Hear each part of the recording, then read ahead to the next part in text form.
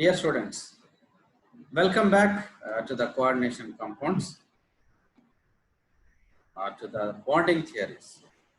So, in the previous class, we have learned about valence bond theory, postulates, and how it could explain the structure and magnetic properties. For the coordination number 4.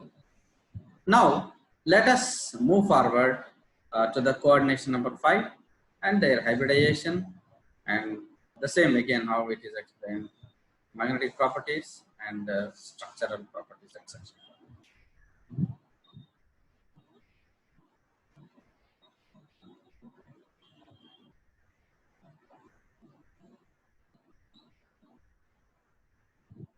So, geometry of complexes, coordination number 5.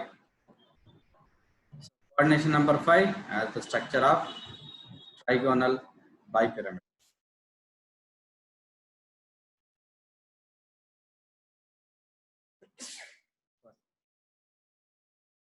Trigonal bipyramidal.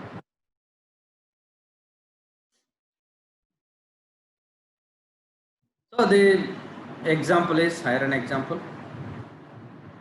pentacarbonyl iron. Iron atomic number is 26. So the 2 3d6.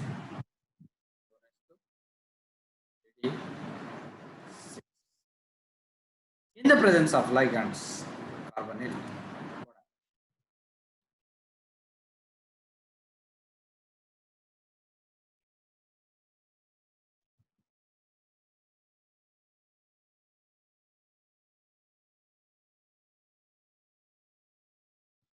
See,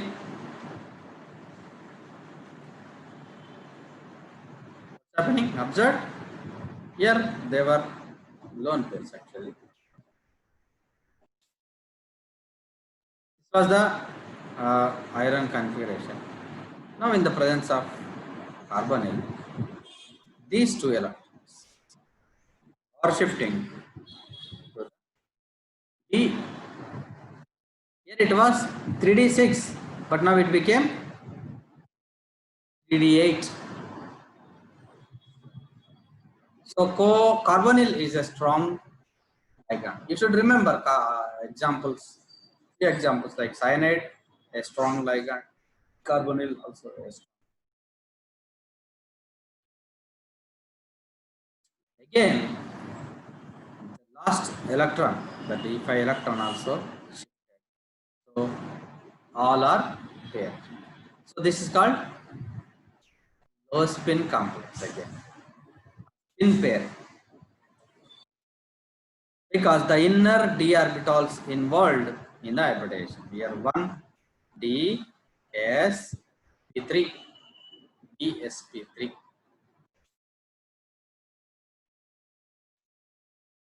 That gives you a diamagnetic.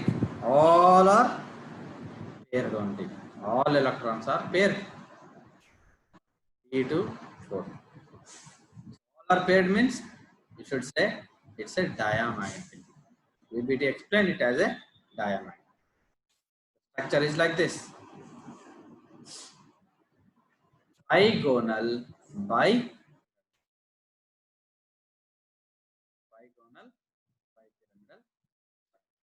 Trigonal.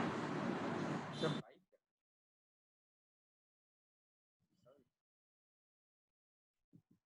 రెండు pyramids కనిపిస్తున్నాయి కదా, పైన pyramid కింద వస్తుంది. Trigonal bipyramid. This is best.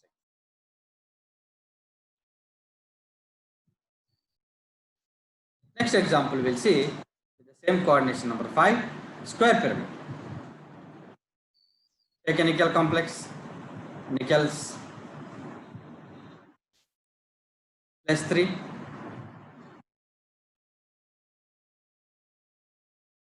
I'm going a little fast. So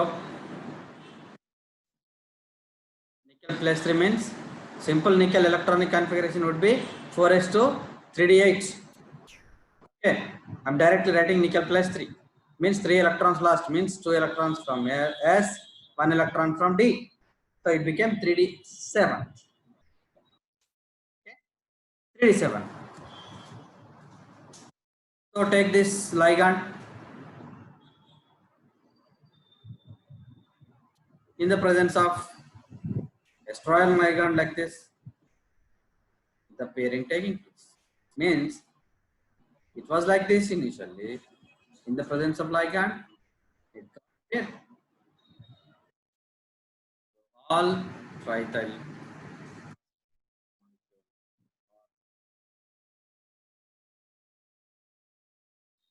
filled here. D, S.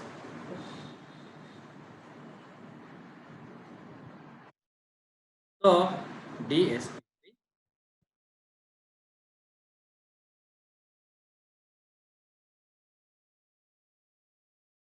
will give you paramagnetic. Why paramagnetic? Because there is a lone pair.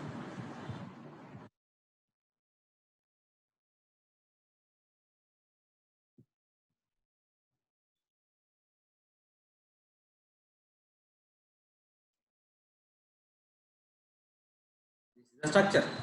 Square pyramid structure. This is a square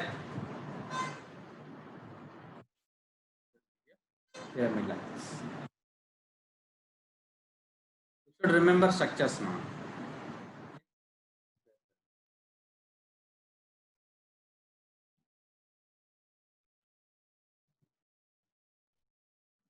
Now let's go ahead with the. Already we have seen 4 coordination number, 5 coordination. Means 6 ligands will be attached to a metal. Here 6 ligands attached to a iron. You know electronic configuration 4s to 3d6.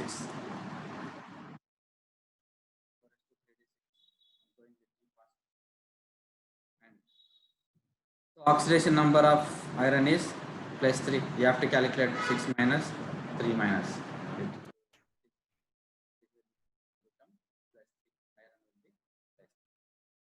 So electronic configuration of plus 3 iron is 4s will lose 2 electrons, 3d will lose 1 electron, so it will become. Okay. Now all single electrons are there in the. As cyanide again is a strong light. What happens? The pairing takes place.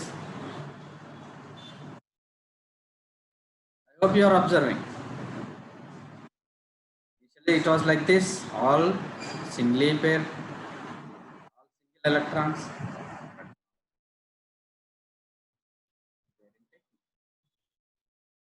So again here, low spin complex means the inner d orbitals involved. D2 S P3, D2 sp3. Structure is all cyanide. Each cyanide ligand will donate 2 electrons by forming a coordinate bond. So this property is paramagnetic because there is a 1 electron. There is a 1 electron. Only 1 electron is there, so it is paramagnetic. Paramagnetic in nature. So you have learned coordination number 5, coordination number 6 also. Now VBT could explain, VBT valence bond theory could explain the magnetic property as well as the structure based on the hybridization property. So it is a low spin complex, as I said, because inner d orbitals are involved. Inner orbital complex is the structure of 6 coordinated iron. This is octahedral structure. Octahedral. All 6 cyanide ions.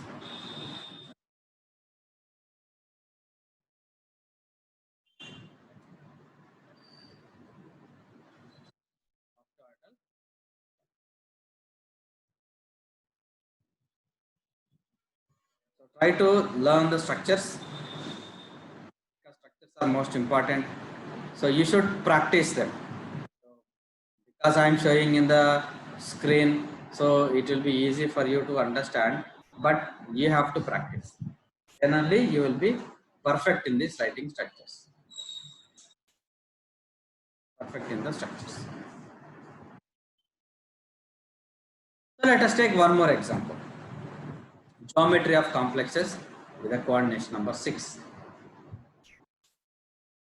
Octahedral.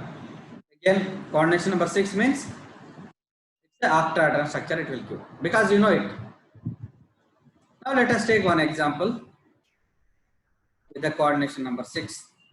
Same iron atomic number 26. Electronic configuration again 4s2 3d6. Electronic configuration of iron plus 3. Oxidation state of iron is plus 3 here. So 3 electrons are lost. 2 are from 4s orbital and 1 from 3d orbital. So now it became 4s2 3d6 became 4s0 3d5. You observe. Okay, 4s0 3d5. In the presence of fluoride, there is no change, means they are not pairing. Why they are not pairing? Because it is not a strong ligand. If it is cyanide, if it is ammonia, if it is carbonyl, these are the strong ligands which can make the electron to pair the d orbital. But here it is not doing such because fluoride is a weak ligand. So weak ligands will not take place, will not allow the pairing. Means will not allowing. They cannot pair. They cannot pair. So that's why these are called outer d orbitals involved here. This see 3D. If 3D involved, we would have said inner complex. As in the previous example you have seen, no? It's a inner orbital complex. But here, not the inner orbitals involving. Here, outer, that is 4D involving, not 3D. If 3D was involved, we would have said inner orbital complex, but not inner complex, but it is outer d orbitals are involved. Means 4D orbitals are involved. As 4D orbitals involved, we should say this is a high spin complex. Lower orbitals involved, we should say low spin complex. Why it is high, why it is low, we will learn in the future classes. Why we are saying, but as of today, remember, if the outer d orbitals are involved, you have to say them high spin complex. If lower d orbitals involved, we should say low spin complex. But in future, we have to calculate even the magnetism, how much boromagnets in boromagnet spin pairing or single electron. We have some assignment in the future. Then you will say whether it is high spin or low spin by calculating. But as of today, remember the outer d orbitals are involved, so you should say outer orbital. Okay, here, so 4s0, 4p0, 4d0. So 2 electrons from fluorine, 2 electrons from fluorine like that shared. So total 6 fluorine atoms or ligands share 2 electrons by forming. So this symbol is coordinate bond symbol. You know it already. This symbol is for coordinate bond. Coordinate bond symbol. So here all are unpaired electrons only here in the 3D. Of course, here all are paired, but here unpaired d orbitals. So that's why the the valence bond theory, Pauling could explain these are paramagnetic in nature. These are paramagnetic in nature. So if it's all pairs, if all pair, you should say, or VBT could say, the diamagnetic.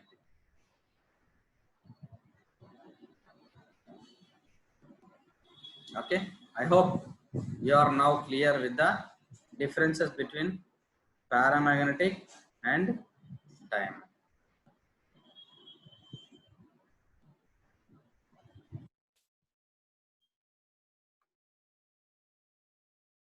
So this is the structure of the complex. It's a octaedral. This is a lower.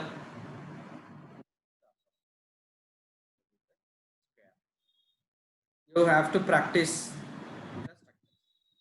Then only you will remember. Otherwise, you will forget. Because you are seeing in the screen, so happily you will see and understand it. But chemistry is a subject where you will forget if you do not practice the structures. Whatever. If you do not practice, you will forget. That's a human nature.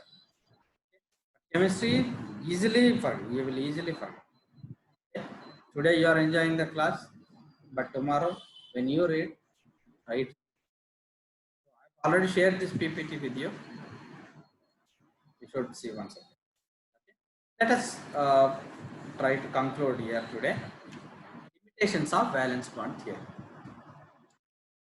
There is another structure, another complex,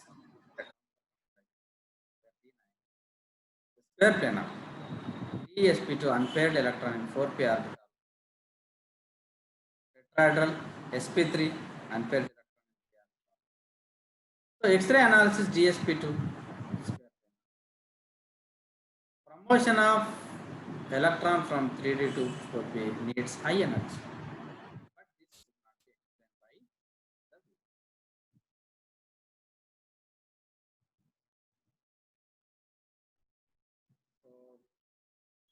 so could not explain the bond restriction, could not explain the color changes. It could explain the magnetic properties and structure very well. But as I said, science is a developing subject. It always develops. If some failures are there in this theory, one more scientist will come and try to do good research, and then you will say, okay, this is the reason. We cannot underestimate any scientist. Because of them only, today we are having luxurious life. Everybody in their lifetime, in their time, they tried and did something, and they published so that we can learn. And next generation could develop few more things. Okay, even though they could not explain 3D to 4P high energy, why the promotion of electron is taking place, but we should appreciate their work. And even though they could not explain these things, color changes or quantitative explanation they could not give, detailed magnetic properties could not be explained, but still they gave an idea that okay, this is a paramagnetic, this is a diamagnetic.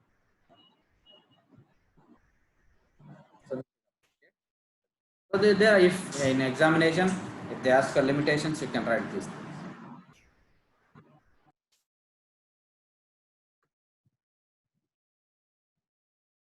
So could not explain thermodynamic, thermodynamic properties, cannot predict or interpret spectral properties.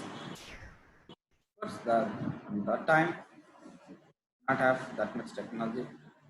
Degeneracy of d orbitals could not be explained. None of the properties dependent on splitting of d orbitals. Today you know this splitting and everything, but in that time, Pauling, whatever he could do, he could explain. Same metal assumes different geometries, could not be explained. There was no explanation for the pairing against Hund's rule. Why, according to the Hund's rule, should not pair? Why it is against the Hund's rule? So these difficulties or these limitations, we should say, not failures. Failure is the not right term. We can use limitations. These limitations were explained by next scientists. That is Bethe and Van der Leyen, the crystal field. Today, we have understood the valence bond theory. Again, I'm trying to recap and close. The first list of PPT we have learned. PPT following could explain all these things based on hybridization, hybridization, and he could explain the properties, especially the and magnetic properties based on single electrons or paired electrons, and the structure uh, with the help with the help of application. So we have seen the coordination number 4 and the structure, coordination number 5 and coordination 6. Few examples. So of course there were some failures. Those failures were explained by the next generation scientists. So in the next class, we are going to learn crystal field theory, where most of these problems were overcome or could explain by these. So I hope the lesson is clear for you. If you have any doubts, you can send me and we will discuss in the next.